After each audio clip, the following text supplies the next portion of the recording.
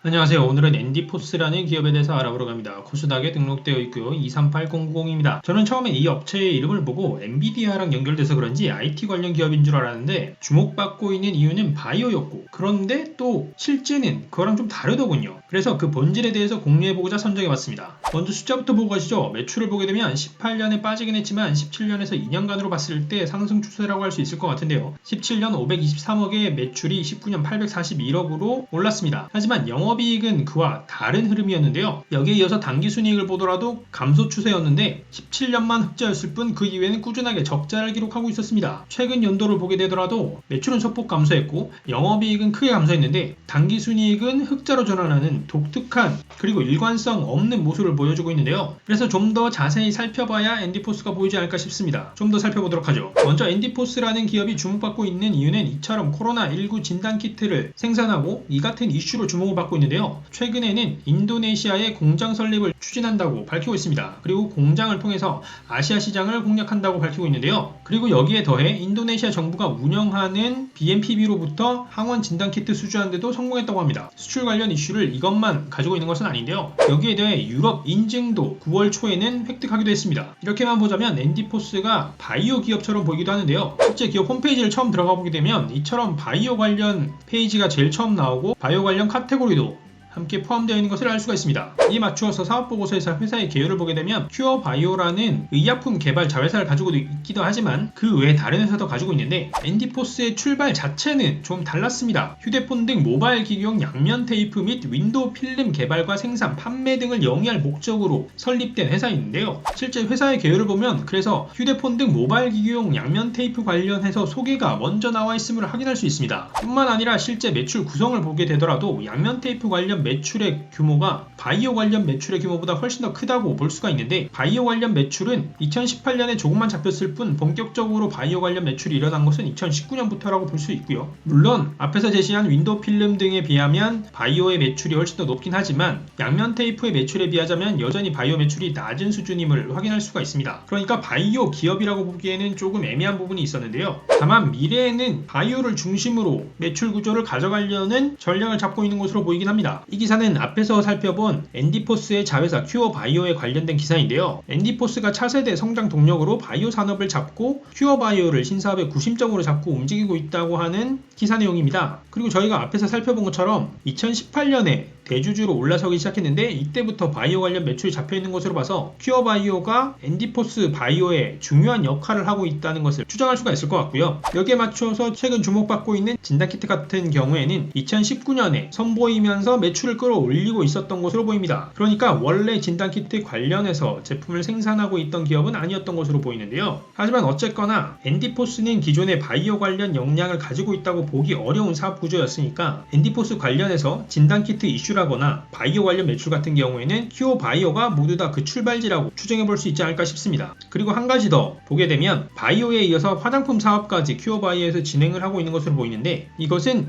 큐어바이오의 창업주와 깊은 연관이 있는 것으로 보입니다. 개인적으로는 이렇게 한 사람에 계속해서 의존해서 사업이 진행되는 것이 리스크로 보이는 면이 있어서 조금 우려스럽게 생각되는 부분이긴 했습니다. 어쨌거나 이렇게 보면 바이오로 주목받긴 했지만 바이오 기업이라고 하기에는 이제 막 역량을 내재화하고 있는 단계인 엔디포스라고 보여지는데요. 숫자는 어떤지 살펴보도록 하죠. 일단 매출액은 앞에서 본 것처럼 출렁이고 있는데 독특해 보였던 것은 2018년에 큐어바이오를 인수했음에도 불구하고 해당 회계연도에 매출이 떨어진 것이 조금 의아했습니다. 그럼에도 불구하고 2019년에는 매출이 크게 늘어나기도 했다는 것이 더욱더 의구심을 증폭시키긴 했습니다. 최대한 선의로 해석한다고 하면 기존의 큐어바이오 같은 경우에는 돈이 부족해서 매출을 못 일으키고 있었고 그것이 인수가 된 18년에는 크게 영향을 끼치지 못하다가 19년부터 관련 투자가 진행되면서 매출이 일어날 수도 있겠다라고 추정해 볼 수도 있긴 한데 이렇게 선의로 추정했을 때나 이렇게 가능하지 그렇지 않다라고 하면 매출이 줄어든 해에 무리해서 큐어바이오를 인수한 것에 대해서 조금 의아한 부분은 여전히 남아 있습니다. 어쨌거나 매출은 19년에 크게 늘었지만 매출 원가로 보게 되면 19년이 더 나빠졌습니다. 18년까지의 원가율은 68% 수준이었는데 19년의 원가율 같은 경우에는 74%로 크게 뛰어올랐습니다. 매출 상승에 따른 효과로 총이익 자체는 늘어나긴 했지만 있지만 원가율 부분만큼은 좀 아쉬워 보이는 부분이 있었고요. 여기에 더해 본격적으로 큐어바이오에 판관비가 포함되기 시작한 2019년 같은 경우에는 판관비가 크게 늘어난 것을 확인할 수 있습니다. 이렇게 원가율도 오른 데다가 판관비까지 오르다 보니까 영업이익의 경우에는 매출의 상승 분만큼 올라가지 못하고 18년 대비 소폭 상승한 86억의 영업이익을 2019년에 기록을 했고요. 여기에 더해 영업 외 활동을 보게 되면 가장 먼저 눈에 띄는 것이 금융비용이 크게 늘어난 것이 눈에 띕니다. 이것은 2018년에는 이자 비용이 3억 수준이었는데 19년에는 이자 비용만 35억이 넘었던 데다가 금융자산의 평가와 처분 손실이 수십억 기록되면서 전체 금융비용이 100억 이상 기록되었고요. 여기에 2018년 대비해서 기타 비용은 줄어들었는데 이 2018년의 기타 비용 같은 경우에는 무형자산에 대한 손상차손이 250억 이상 기록된 것이 크게 영향을 끼쳤고 그것은 일회성 비용으로서 2018년에만 영향을 끼치고 2019년에는 영향을 끼치지 않았던 것이 줄어든 요인이라고 볼 수 있습니다. 여기에 더해 2019년에 관계기업 투자가 집행되었는데 이건 역시도 손실로 인식되었고요. 이로 인해서 당기순이익 같은 경우에는 매출의 상승 효과를 전혀 반영하지 못하고 당기순 손실로 기록되었습니다. 그래서 재무상태를 보게 되면 자산은 꾸준하게 늘어나고 있다는 것을 확인할 수가 있는데 여기서 유동자산은 꾸준하게 늘어났지만 비유동자산 같은 경우에는 2019년에만 늘어난 것을 확인할 수가 있고요. 늘어난 내역을 보게 되면 금융자산의 증가와 함께 채권의 증가 그리고 기타 유동자산의 증가가 크게 영향을 끼쳤고요. 비유동자산에서도 2019년에 늘어난 내역은 기타 비유동자산이 크게 늘어난 것이 영향을 끼쳤습니다. 아마 이 같은 것에는 리스 자산 등이 포함되어서 늘어난 것도 있을 테고요. 여기에 더해 전반적으로 금융자산의 증가가 크게 영향을 끼치지 않았나 추정할 수 있을 것 같습니다. 자산에 이어 부채를 보게 되면 자산도 큰 금액으로 늘긴 했지만 비율로 보게 되면 부채가 훨씬 더 큰 비율로 늘었습니다. 2017년 120억 수준의 부채가 2019년 720억 수준으로